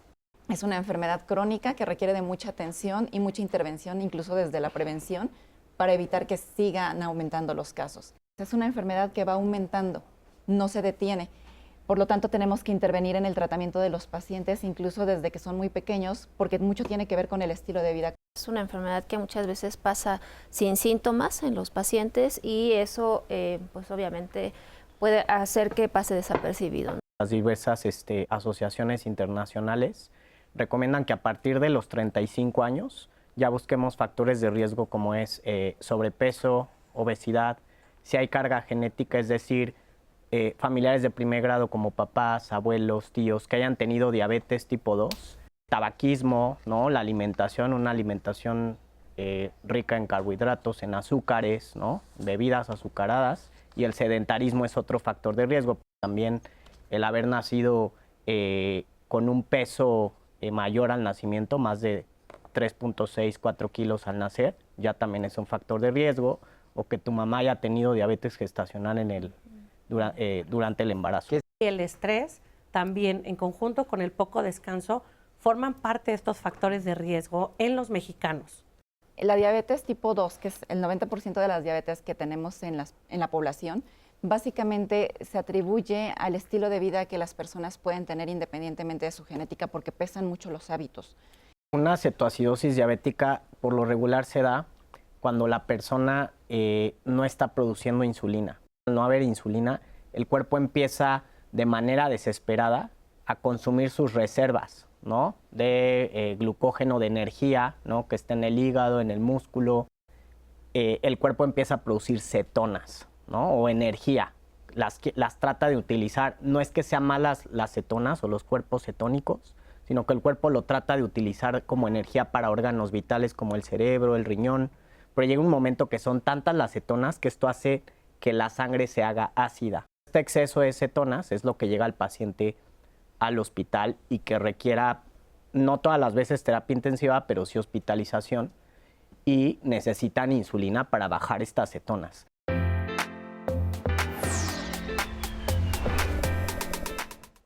Antes que sigamos adelante con el programa, hay que felicitar a todas las mujeres que estén en la salud. Muchísimas gracias porque su participación es indispensable. No debe de haber ninguna diferencia entre hombres y mujeres. Y yo tuve unas maestras, compañeras, alumnas maravillosas de las cuales se aprende muchísimo. Entonces, felicitar a todas las mujeres, a todas las que están aquí en el foro. Muchísimas gracias. Y felicidades. Hay que reconocer a las mujeres que las que arrancaron, como vimos en la cápsula, se enfrentaban a un mundo bien difícil y aún así... Lo lograron, las irreverentes, las revoltosas, decían la doctora Matilde Montoya Lafragua, pero hoy las niñitas pueden soñar con ser lo que ellas quieran. Y esto, claro, lo decimos en marco de la conmemoración del Día de la Mujer y la Niña en la Ciencia, que cada vez estoy segura que va a ser todavía más. Perfecto, vamos a ver, tenemos una cápsula más y ahorita seguimos comentando sobre las complicaciones de la diabetes. Vivir con diabetes sí tiene que ver absolutamente con todos los aspectos de tu vida y como involucra todo, desde la Federación Mexicana de Diabetes hemos tomado la recomendación de 7 comportamientos o hábitos saludables para cuidar tu diabetes. Tienen que ver con comer saludablemente, que no es comer feo, ni desabrido, ni las cosas que no te gustan. Es comer saludablemente todos los grupos de alimentos suficiente y cuidar muchísimo las porciones. Mantenerte activo, que tiene que ver con desarrollar una rutina de ejercicio, preferentemente con tu educador en diabetes, licenciado en nutrición y con tu médico, para que esa rutina de ejercicio, que tampoco tiene que ser muy larga, puede ser 30 minutos todos los días, te ayude a mantener tus niveles de glucosa en rango. Otro tema también es el tratamiento médico. Como vivimos con diabetes y es una condición crónica, es decir, incurable, tendremos tratamiento la mayor parte de nuestra vida y hay que atenderla y hay que entenderlo para hacerlo de la mejor manera. También el automonitoreo de los niveles de glucosa, el que tú haces, pero también monitorear tu presión, tu colesterol, tus triglicéridos, monitorear todo, obviamente con el apoyo de tu equipo de salud, para no solamente pensar en la glucosa. Otro también comportamiento, hábito saludable, es la reducción de riesgos. Cuidar que tus niveles de glucosa no se eleven demasiado y saber qué hacer si ocurre. Cuidar que no bajen y saber qué hacer si bajan. Otra también es enfrentar retos cotidianos. Tenemos que aprender qué va a pasar cuando nos vamos a ir de vacaciones, quizá en verano. Si alguien con diabetes está pensando en embarazarse, tiene que tomar, ese es un reto y tendrá que aprender y trabajar con todo su equipo de salud para tener un embarazo saludable con diabetes. También el afrontamiento o la aceptación o la actitud positiva con la que vives tu diabetes es un factor fundamental, tiene que ver con salud mental. Mientras tú no aceptes que vives con diabetes, no podrás emprender el camino para manejar tu condición. Es un trabajo arduo, tienes que aprender mucho, pero hay muchísima gente que lo estamos haciendo y todos los días aprendemos cosas nuevas de nuestra diabetes, pero el objetivo siempre estará claro, mantenerte bien. Doctores, les voy a echar una pregunta con jiribilla. Si todos los mexicanos tuviéramos hábitos adecuados de alimentación, de ejercicio, sueño, ¿veríamos una disminución importante en las cifras de diabetes? Sí, definitivamente. Sí. Entonces, podemos decir que es una enfermedad sobre todo asociada a hábitos. Sí, la diabetes tipo 2 Tipo sí 2. tiene. La diabetes tipo 2, como dijeron al principio, la diabetes tipo 1 es punto y aparte, ya hicimos un programa sobre ella para los que quieran ver. Pero esto es mucho peso, lo que estamos diciendo, porque recae sobre todo en la responsabilidad que el paciente tome sobre su salud el llevar un control adecuado de esta enfermedad. Y es esta corresponsabilidad que tú bien dices, ¿no? Y dentro de la corresponsabilidad somos todos, el gobierno, los padres, ¿no? Los que tienen hijos, porque a ver, el niño crece en un ambiente, llega al mundo con un ambiente en teoría sano. Entonces de nosotros depende como padres, como tutores, de llevar o conducir a ese hijo por el buen camino, pero también lo vamos a reforzar en la escuela, donde la escuela también tiene que estar preparada para este entorno saludable. Y ojo, con esto no quiero decir que vamos a prohibir todo, porque esa no es la mejor estrategia. No es prohibir, la mejor estrategia es educar. Hoy educo con lo que hay allá afuera, con lo que hay aquí en casa, cuál es el momento idóneo y cuál es la cantidad y la frecuencia en la cual el niño puede consumir ciertos alimentos y los adultos también. Ahí va una pregunta que creo que es interesante. Normalmente la gente sigue con creencias muy arraigadas, por eso hacemos este tipo de programas para romperlas. Me diagnostican hoy con diabetes, digo, ¿en mi vida me voy a volver a poder comer un pastel de 3 leches? ¿Es real? Claro que puedes, solo depende. Yo siempre les digo, a ver, chécate tus valores de glucosa, ¿cómo estás? No, pues estoy en mis valores adecuados para mí, ¿ok? Entonces, no te vas a ir con la rebanada de pastel de este tamaño, te vas a ir con una rebanada de pastel de este tamaño. Y entonces no va a pasar nada. Y por ahí decíamos al principio, en la alimentación hay que empezar siempre, cualquier tiempo de comida, con la verdura. Y la verdura ¿qué va a hacer? Va a ir retardando el incremento de glucosa de los demás alimentos. Entonces, sí se puede. Ahora, ¿cómo lo vas a combinar? No con un capuchino, no con un mocachino, ni con estas cremas batidas. Es un pastelito con esta rebanada y con un café americano sin azúcar. Entonces, todo depende de las combinaciones y qué tantos alimentos has comido durante tu día. Y aquí en México siempre defendemos nuestra cultura, que es increíble. Ir a un mercado en México es una joya. Wow. Muchos otros países quisieran, el día de fiesta, poder tener acceso a lo que tenemos nosotros acceso. Y esa comida de mercado, ojo, no latina llena de aceite, pero sobre todo verduras, frutas, que tampoco hay que satanizarlas. Como dice la doctora, son porciones. Podemos hacer una dieta variada y la gente también dice, comer sano sabe a rayos. No, claro que no. Yo creo que aquí tenemos que empezar a llevar nuestra creatividad a la mesa, ¿no? El alambre, siempre creemos que es solamente chile, morrón, cebolla y jitomate. No, el alambre de Mónica, de la nutrióloga Mónica, lleva pepino, lleva zanahoria, lleva apio y todas las demás verduras. Entonces, en un mismo platillo estás conjuntando muchas verduras, ¿no? Tenemos que aprovechar la variedad que tenemos hoy aquí en México y sobre todo también la temporalidad. Cuando una verdura, una fruta es de temporada, es más barata y tiene mayor cantidad de nutrimentos, ¿no? Entonces, nuevamente, el comer sano es barato, siempre y cuando lo preparemos nosotros. Y también aprender a hacer pequeños cambios en nuestra alimentación, porque dices, podré comer arroz, no es lo mismo comer un arroz a la mexicana frito a un arroz cocido. Claro. Y la calidad nutrimental del arroz es algo sano y las porciones. Y se vale también la pasta. Ahí nosotros, los educadores en diabetes, les decimos, ojo con la cocción. El tiempo de cocción del arroz y la pasta hacen la diferencia, porque el arroz y la pasta, cuando lo cocemos demasiado tiempo, te incrementan más rápido la glucosa en sangre. Mira, yo no sabía eso. Pues es un secretito. No es lo mismo al dente que la de fideo, ¿no? Exactamente. Al dente, eso es lo ideal, ¿no? Que quede durito. Y entonces, estos alimentos, que seguramente será otro tema, pero bueno, tienen algo que se llama índice glucémico de los alimentos y es la capacidad que tienen de incrementar la glucosa en tu sangre. Entonces, si tú le recomiendas esto al paciente, oye, nada más tiempo de cocción menor, y entonces va a incrementar tanto, porque hay pacientes que te dicen, me prohibieron el arroz, la tortilla, el pan, el mango, el plátano, entonces llegan descompensados a la consulta. Entonces, no hay que prohibir, hay que recomendar y hay que modificar los tiempos de cocción. El tlacoyo es buenísimo, yo siempre les digo, ¿no? Somos hijos del maíz. El tlacoyo es muy bueno, pero no frito, al comal, ¿no? Entonces, a lo mejor un día, si lo comes de haba, ojo ahí con la combinación, pero a lo mejor otro día lo comes de requesón o de frijol. Va a ser excelente alimento. Con nopalitos, con salsita, ya se me antojó. Pero eso son cosas que la Vamos gente a no sabe. desayunar. Claro. La gente no Sí, sabe este sí. tipo de detalles y es muy importante. No tienes que freír. Por ejemplo, inclusive yo antier comí unos chilaquiles que normalmente no como, pero que son de una delicia. Pero dije, puedes hornear las tortillas Claro. en vez de sumirlas en el Claro. aceite y te está cambiando muchísimo lo que estás ingiriendo a tu organismo. Entonces, yo creo que son datos, pero como dicen, hay que individualizar. Sí. El contacto con el médico y el educador en diabetes. Sí que una vez al año te manden al oftalmólogo y al dentista. Dentista.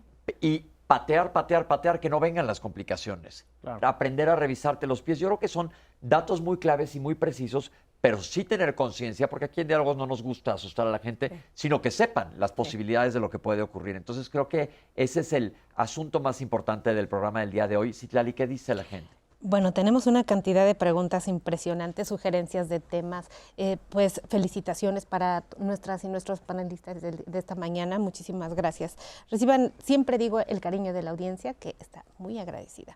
Liliana Chuk es médica general y considera que hay muchas actualizaciones médicas y continuas, y sobre todo las médicos que están en localidades lejanas a la ciudad. Por su parte, no le importa que tengan gran costo. Para esta doctora, lo más importante son los pacientes y las pacientes. Muchísimas gracias, doctora Liliana, por esa labor que haces a distancia, que siga siendo grande y puedas seguir apoyando a muchas personas. También nos pregunta Ofe Acevedo, ¿qué pasa con la enfermedad tiroidea? ¿Afecta a la glucosa? La enfermedad tiroidea, que también es un tema aparte, puede ser hiper o hipotiroidismo, es decir, que la glándula funcione más o menos. Si hay descontrol en la enfermedad, esto puede descontrolar la diabetes. Entonces sí es importante que haya un buen manejo de la enfermedad tiroidea para que no haya problemas también con la diabetes. Gracias, doctor. Voy incluso a llamar el segmento de las dudas de la metformina, que se las voy a resumir a ustedes porque cómo hay dudas en la audiencia. Claro. ¿La metformina sirve para prevenir la diabetes? La metformina ayuda en el proceso para prevenir diabetes. Sin embargo, regresamos a lo mismo. Los hábitos de alimentación, ejercicio, sueño influyen mucho. Se ha demostrado incluso que si un paciente toma un fármaco de buena calidad como es la metformina, pero no cambia sus hábitos, no vamos a poder prevenirlo. En cambio, si una persona lleva unas buenas estrategias de salud, aunque no tome fármaco, vamos a ver mejoría. Evidentemente, pues también estoy hablando de temas donde la glucosa no está tan elevada, no está en rangos de diabetes. Ok, ¿las personas que toman metformina de manera crónica pueden tener algún problema con su vitamina B de bueno? Se ha asociado una deficiencia de B12, al parecer no a todas las personas, pero sí es importante hacer la diferencia de una persona que tiene hormigueos y a lo mejor está bien en sus niveles de glucosa, pero ya tiene años tomando metformina. Sí hay que checar que no hay una deficiencia por ahí y hay que suplementar, ¿no? Se hace el estudio en sangre, se determina y se le da a la persona lo que necesita. Exacto. Ok. Preguntan sobre la metformina, si sirve para que la gente viva más y es un fármaco para la longevidad como actualmente se... No, no tiene nada que ver con la longevidad. Simplemente es para la ayuda del control de la glucosa, ¿no? Sí. Para el control de la glucosa. Una vez que el médico o la médica me recetó metformina, ¿va a ser para toda la vida o la puedo suspender en algún momento? En algún momento se podría suspender si llevan un cambio, bueno, hablando de prediabetes y resistencia a la insulina, si llevan un buen cambio en estilo de vida, e incluso aquí entra algo muy importante que es la masa muscular. La masa muscular si aumenta, el músculo es un órgano que trabaja muy bien para mejorar los niveles de glucosa e insulina. No quiere tomar metformina, haga más músculo. Exactamente. Esa es la estrategia. Sí, Bien. pero no por eso deben de suspenderla, ¿no? Es correcto.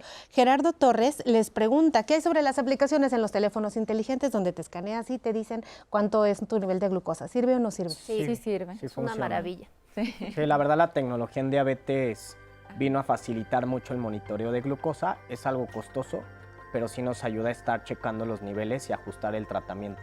Yo creo que ese es un muy buen tema para traerlo a la mesa sobre cómo control diabetes. Yo sé que hay unos avances bárbaros, pero se nos acabó el tiempo. Les quiero agradecer a todos nuestros especialistas del día de hoy porque hemos dado información valiosísima para todo el mundo, a nuestras intérpretes de lengua de señas. Muchísimas gracias, Citlali. Pepe, un verdadero privilegio. Doctores. Y sobre todo a ustedes en casa, muchísimas gracias por acompañarnos en Diálogos en Confianza. La verdad nos da mucho gusto estar aquí con ustedes y poder romper lo que primero se arrancó diciendo en el programa. No sabemos qué hacemos, para eso estamos aquí en Diálogos en Confianza. Espero que este programa les ayude y lo pasen a todos sus contactos. Nos vemos.